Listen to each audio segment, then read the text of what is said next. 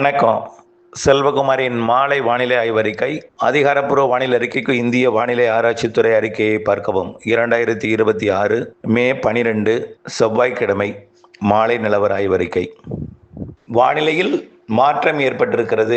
வங்கக்கடலில் நிலவுகின்ற காற்றழுத்த தாழ்வு பகுதி மெல்ல மேற்கு நோக்கி நகர்ந்து தமிழ்நாடு கரையை நெருங்கி செயலிழந்து காற்று சுழற்சியாக காற்றழுத்த தாழ்வு நிலையாக செயலிழந்து பிறகு காற்று சுழற்சியாக செயலிழந்து தமிழ்நாட்டின் வளிமண்டலம் வழியாக கேரளா வழியாக அரபிக்கடல் நோக்கி நகர இருக்கிறது. அரபிக்கடல் சென்று அந்த காற்று சுழற்சியுடன் ஒன்றிணைந்து தமிழ்நாடு, கேரளா மற்றும் கர்நாடகா, தெற்கு ஆந்திர பிரதேசத்தில் மழைப்பொழிவை தீவிரப்படுத்த இருக்கிறது மற்றும் புதுச்சேரி, காரைக்கால், மாஹேயும் விரிவாக பார்ப்போம். கடந்த 24 மணி நேர மழைப்பொழிவை பொறுத்த வரைக்கும் ஆழியாறுல நேற்றைக்கு 5 சென்டிமீட்டர் மழை பொழிந்திருக்கிறது. இன்றைக்கு காலையில் ராமநாதபுரம் மாவட்டம் ராமேஸ்வரம், தங்கச்சிமடம், மண்டபம் பகுதியில் மழைப்பொழிவு இருந்ததை நாம் அறிவித்திருந்தோம். அதற்கு பிறகு டெல்டாவின் கடலோர பகுதிகளில் இருக்கும் என்று அறிவித்திருந்தோம். இன்றைக்கு முத்துப்பேட்டை, சித்தமல்லி, பெருக வாழ்ந்தான் பகுதிகளில் 1 மணி நேரத்தில் 5 சென்டிமீட்டர் மழை பொழிந்திருக்கு. முத்துப்பேட்டை, தம்பிக்கோட்டை, பரக்கலக்கோட்டை மற்றும் பெருக வாழ்ந்தான், சித்தமல்லி இந்த பகுதியில் மட்டும் அதிக மழை. அதன் சுற்றுவட்டார பகுதிகளில் தூறல் நனைக்கும் மழையாக இருந்தது. பெரும்பாலும் டெல்டாவில் மேகமூட்ட வானிலையும் வறண்ட வானிலையும் காணப்பட்டிருந்தாலும் கடலோரத்தில் அவ்வப்பொழுது தூறல் கொடுத்து கொண்டிருக்கிறது. இலங்கைக்கு வடகிழக்கு புறம் நீடித்துக் கொண்டிருந்த, அதாவது தமிழ்நாட்டுக்கு கிழக்கு புறம் நீடித்துக் கொண்டிருந்த அந்த காற்றழுத்த தாழ்வு பகுதி தொடர்ந்து மிக மெல்ல மேற்கு நோக்கி நகர்ந்து வருகிறது. இதன் காரணமாக நாளையிலிருந்து தமிழ்நாட்டின் டெல்டா மாவட்டங்கள், தென் மாவட்டங்களில் மழைப்பொழிவை தொடக்கும். இன்றைக்கு இருக்கக்கூடிய வானிலையே நாளை தொடரும். அதாவது டெல்டாவில் ஆங்காங்கே மழை பொழிந்தது போல நாளையும் இருக்கும். தென் கடலோரம் மற்றும் தெற்கு டெல்டாவில் முதல்ல நாளை மதியத்திற்கு பிறகு மழை படிப்படியாக தீவிரமடையும். நாளை 13ஆம் தேதி புதன்கிழமை மெல்ல தீவிரமடையும். மதியத்திற்கு பிறகு மாலை இரவில் மெல்ல தீவிரமடையும் மழை. வியாழக்கிழமை 14ஆம் தேதி டெல்டா, தென் தமிழ்நாடு, தென்னாட்டின் மேற்கு தொடர்ச்சி மலைப்பகுதிகளில், தென் மாவட்டங்கள்லையும் நல்லா புரிஞ்சுக்குங்க, வியாழக்கிழமையிலிருந்து காற்று சுழற்சி தமிழ்நாட்டை நெருங்கி செயலிழந்து தமிழ்நாட்டின் வளிமண்டலம் வழியாக அரபிக்கடல் நோக்கி நகரப்போகுது. இதை நம்ம ஏற்கனவே சொல்லியிருந்தோம். மழையோட அளவு மட்டும் உறுதிப்படுத்த முடியவில்லை. தொடர்ந்து இணைந்திருங்கள் அப்டேட்ஸுடன் சொல்லியிருந்தோம். தற்பொழுது இருகாற்று இணைவு கடல்ல நடந்துகிட்டு இருக்கு. படிப்படியா தமிழ்நாட்டின் கரையை ஒட்டி நடக்கும்.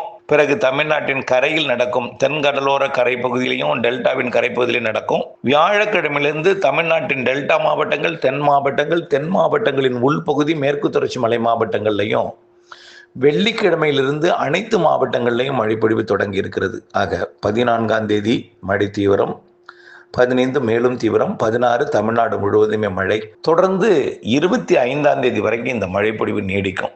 காரணம் என்னன்னா, இந்த காற்று சுழற்சி மிக வேகமாக அரபிக்கடலுக்கு போயிடாது. நெருங்கும் நாள் தான் 13 நாளைக்கு. நன்றாக நெருங்கும் நாள் 14 வியாழக்கிழமை. தமிழ்நாட்டின் கரையை தொடும் நாள் 15, 16, 17ஆம் தேதி தான் இது வளிமண்டல சுழற்சியாக மேலே போகும். 18, 19 தான் அரபிக்கடலுக்கு போகும். 22ஆம் தேதி வரைக்கும் இது அரபிக்கடலோரம் நீடித்து கொண்டிருந்து தமிழ்நாட்டின் மேற்கு தொடர்ச்சி மலை மாவட்டங்கள், குறிப்பாக தெற்கு கர்நாடகா, கர்நாடக எல்லையோர மாவட்டங்களாம், தெற்கு கர்நாடகாவில் பெங்களூரு, மைசூர் உட்பட கர்நாடக தமிழ்நாடு எல்லையோர மாவட்டங்கள், அதாவது கர்நாடகாவின் தமிழ்நாட்டின் மாவட்டங்கள் கிருஷ்ணகிரி, தர்மபுரி, சேலம், நாமக்கல், ஈரோடு, நீலகிரி மற்றும் கேரள எல்லையோர மாவட்டங்கள் கோயம்புத்தூர், அதன் உள்பகுதி திருப்பூர், ஈரோடு பகுதிகள் மற்றும் திண்டுக்கல் மாவட்ட பகுதி, அப்படியே பார்த்தீங்கன்னா கொடைக்கானல் மலைப்பகுதி, திருமூர்த்தி மலைப்பகுதி, வால்பாறை பகுதி, அப்படியே அதாவது கோயம்புத்தூர், திருப்பூர் மாவட்ட பகுதிகள், கரூர் மாவட்ட பகுதி, திண்டுக்கல் மாவட்ட பகுதி, தேனி, மதுரை மாவட்ட பகுதி, விருதுநகர் மாவட்ட பகுதிகள், தென்காசி, திருநெல்வேலி, கன்னியாகுமரி மாவட்ட பகுதிகள். அதற்கு முன்பே 14ஆம் தேதி நாளை மறுதினத்திலிருந்து தூத்துக்குடி, திருநெல்வேலி மாவட்டத்தின் கடலோர பகுதி, தூத்துக்குடி கடலோர பகுதி, பிறகு தூத்துக்குடி உள்ளே, திருநெல்வேலி உள்ளே, விருதுநகர் மற்றும் ராமநாதபுரம் மாவட்ட பகுதி, ராமநாதபுரம் கடலோரம், பிறகு விருதுநகர் கடலோரம்,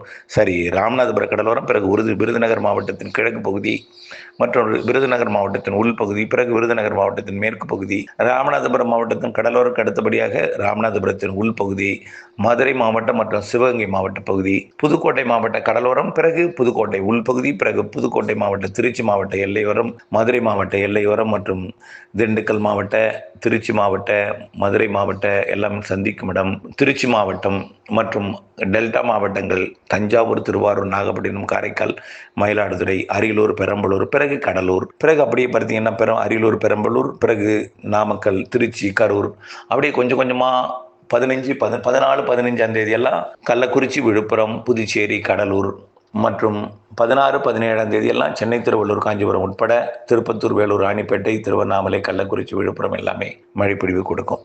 நல்ல மழை காத்திருக்கு. யாரும் எதிர்பார்த்திருக்க மாட்டீங்க. அப்படிப்பட்ட ஒரு வானிலை மாற்றத்தை ஏற்படுத்த போகிறது என்று சொல்லலாம். படிப்படியாக மழைப்பொழிவு தொடங்கி, அதாவது இன்றைக்கு பெருக வாழ்ந்தான் முத்துப்பேட்டை பகுதியில் பெய்த மழை நாளை இன்னும் கொஞ்சம் கூடுதல் பரப்பில் பெய்தாலும் இன்றைக்கு பெய்த பெருக வாழ்ந்தான் முத்துப்பேட்டை, சித்தமல்லி பகுதியில் தான் பெய்யுங்கிறது உறுதி இல்லை. அதே நாளை வேதாரண்யம் பகுதியிலேயோ தலைஞாயிறு பகுதியிலேயோ இருக்கலாம். அதே முத்துப்பேட்டை, திருத்துறைப்பூண்டி, கோட்டூர், மன்னார்குடிக்கு தெற்கே உள்ள பகுதிகளில் இருக்கலாம். பிறகு படிப்படியாக தென்கடலோரத்தில் அனைத்து இடங்களுக்கும் தொடங்கும். பிறகு டெல்டாவின் கடலோரம், தெற்கு கடலோரம், பிறகு வடக்கு கடலோரம் தொடங்கும். பிறகு தென் மாவட்டங்கள், மேற்கு தொடர்ச்சி மலை மாவட்டங்களுள்ள தெற்கு பகுதி, பிறகு மேற்கு தொடர்ச்சி மலை மாவட்டங்கள் அனைத்து பகுதிகளும் மழைப்பொழிவை தொடங்கும்.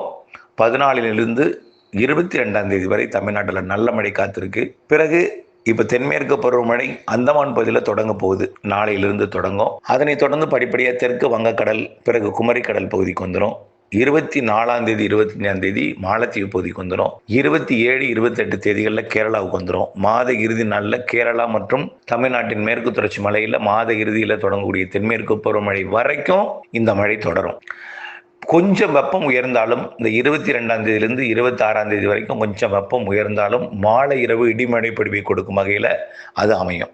புரியுதுங்களா? கொஞ்சம் 22லேருந்து 27ஆம் தேதி வரை கொஞ்சம் வெப்பம் உயரும் உள் மாவட்டங்களில், அதாவது திருச்சியிலிருந்து வேலூர் வரைக்கும் உள்ள உள்பகுதிகள். ஆனால் அது மாலை இரவு இடிமழை பொழிவை கொண்டு வரும் 22ஆம் தேதியிலிருந்து 28ஆம் தேதி வரைக்கும். பிறகு தென்மேற்கு பருவமழை தொடங்கியதும் குளிர்ந்து விடும் தமிழ்நாடு. நல்ல தென்மேற்கு பருவமழை இருக்கிறது. இந்த சூப்பர் எல்னினோ குறித்தெல்லாம் நீங்க கவலையை மனதில் கொள்ள வேண்டாம். மிக சிறப்பான தென்மேற்கு பருவமழை இருக்கிறது. வங்கக்கடல், அரபிக்கடல், நிலநடுக்கோட்டு இந்திய பெருங்கடல், தெற்கு இந்திய பெருங்கடல் மற்றும் ஒட்டுமொத்த இந்திய பெருங்கடலோட வடக்கு தெற்கு பகுதி எல்லாமே நல்ல வெப்பநிலை இருக்கிற காரணத்தினால அதிக நீராவியை கொண்டு வந்து கேரளாவில் ஏற்றும். மேற்கு தொடர்ச்சி மலையிலையும் அணைகள் நீர்பிடிப்பு பகுதிகளுக்கும் நல்ல மழை காத்திருக்கிறது. நம்பிக்கையுடன் இருங்கள். மீண்டும் ஒரு அறிவிப்பு. காற்று சுழற்சி தமிழ்நாடு மிகவும் நெருங்கி செயலிழந்து வளிமண்டல சுழற்சியாக தமிழ்நாடு வளிமண்டலம் வழியாக கேரள வளிமண்டலம் வழியாக அரபிக்கடல் போய் அரபிக்கடல் காற்று சுழற்சியோடு இணைந்து 22ஆம் தேதி வரை தமிழ்நாட்டிற்கு மழை பொழிவை கொடுக்க போகிறது. தொடக்கம் மெல்ல நாளை, மறுதினம் தீவிரம், படிப்படியாக தீவிரம், 15, 16, 17 நல்ல தீவிரம் 22ஆம் தேதி வரை, பிறகு 27ஆம் தேதி வரை வெப்பச்சலன இடிமழை, பிறகு தென்மேற்கு பருவமழை. நம்பிக்கையுடன் இணைந்திருங்கள். அப்டேட்ஸ் பார்ப்பது அவசியம். இந்த அறிக்கை எந்த ஒரு ஊடகத்திலையும் பார்த்திருக்க முடியாது. நம்முடைய வானிலை அறிக்கை நீண்டகால அறிக்கைப்படியே தொடர்ந்து எல்லாமே நடந்து கொண்டிருக்கிறது என்பதையும், தொடர்ந்து அறிந்தவர்கள் புரிந்தவர்களுக்கு உண்மை புரியும் என்பதையும், இதை பிறருக்கும் பகிர்ந்து அவர்களுக்கும் உண்மையை எடுத்து கூறி நம்முடைய வானிலை அறிக்கையோடு இணைந்திருக்க அன்போடு கேட்டுக்கொள்ளுங்கள். நன்றி.